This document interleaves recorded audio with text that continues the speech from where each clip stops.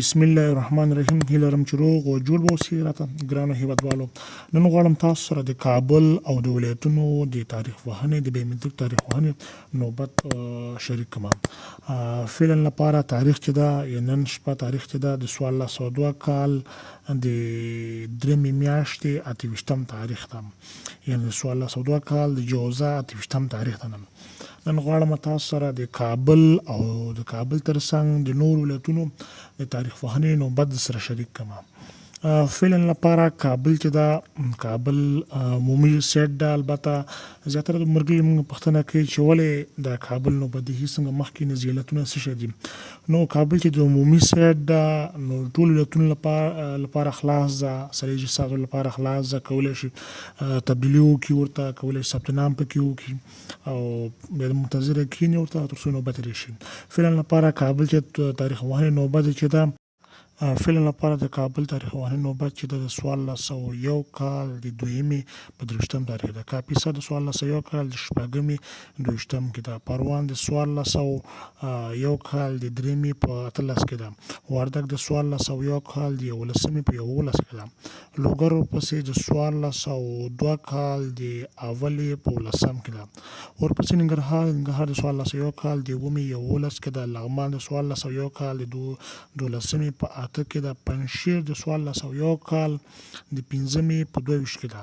بغلان د 1401 کال د 6مې په 8 کې ده. بامیان د 1401 کال د 12مې 9 تاریخ کې ده. غزني د 1401 کال د 12مې په 6 کې ده. پکتیکا د 1401 کال د 12مې په 40 کې ده. کونړ د 1402 کال د اولې په 2 تاریخ کې ده. نورستان د 1402 کال د 3مې 11 کې ده. بدخشان د 1402 کال د اولې په 21 کې ده. تخار د 1402 کال د اولې په 20 کې ده. ورپسې کندوز د 1402 کال د اولې په 14 کې ده. سمنګان د 1401 کال د 12مې په 14 کې ده. سرپول د 1401 کال د 12مې په 14 کې ده. غور د 1402 کال د اولې په 40 کې ده. غور پسې د کندې تاریخ نوبت وهنې چې د 1401 کال د 6مې په 19 کې ده. او روزګان د 1401 کال د 6مې 1 کې ده. زابل د 1402 کال د 3مې اول کې ده. پکتیکا د 1402 کال د اولې په 14 کې ده. خوست د 1401 کال 12مې په 14 کې ده. بلخ د 1401 کال د 4مې په 1 کې ده. جوزجان د 1402 کال د اولې په 6 کې ده. فاریاب د 1401 کال د 6مې 20 کې ده. هلمند د 1402 کال د اولې په 20 کې ده. کندهار د 1402 کال د اولې په 12 کې ده. بادغیس د 1401 کال د 12مې 5 تاریخ کې ده. هرات د 1401 کال د 4مې په 3 تاریخ کې ده. هرات پسې فراه ده. هرات پسې چې ده فراه ولایت ده. فراه ولایت چې ده د نوبت دهي چې ده د 1402 کال د اولې په 22 تاریخ کې ده.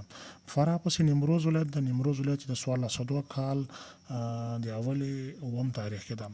یادونې وړ ده چې دغه تاریخ نوبت دهي چې ده د نن تاریخ پورې مربوط ده. البته سبا تاریخ پورې مربوط ده چې سبا تاریخ ده د 1402 کال د 3مې 28 ده، یعنې جوزا 28 تاریخ پورې مربوط ده. کوم کسانو چې په دغه تاریخ باندې ثبت نامونه کړي دي، انلاین ثبت نامونه کړي دي ولایتونو کې او کابل کې، دوی کولی شي چې خپله فورمه دې چک کړي، ودې ګوري، د بایومتریک نیټه دې وګوري چې بایومتریک تاریخ یې ورکړی ده او نه یې ده ورکړی، یا نهایي فورم تاریخ یې ورکړی ده او که نه یې ده ورکړی. نو خپله فورمه دې چک کړي. کوم کسانو چې دا ثبت نامونه کړي دي په دغه تاریخ باندې خپل هغه بارکوډ په اساس دې وګوري چې په کوم تاریخ باندې ثبت نامونه کړي دي. او که چېرته تاریخ نشي مشخص کولی چې موږ په کوم تاریخ باندې ثبت نامونه کړي دي، نو د بارکوډ په اساس تاریخ مشخصول موږ یو بله ویډیو جوړه کړې ده، کولی شي هغه وګوري. په دې یوټیوب چینل کې شته، کولی شي هغه تر اول نه تر اخره پورې وګوري او خپل مشکل هم حل کړي.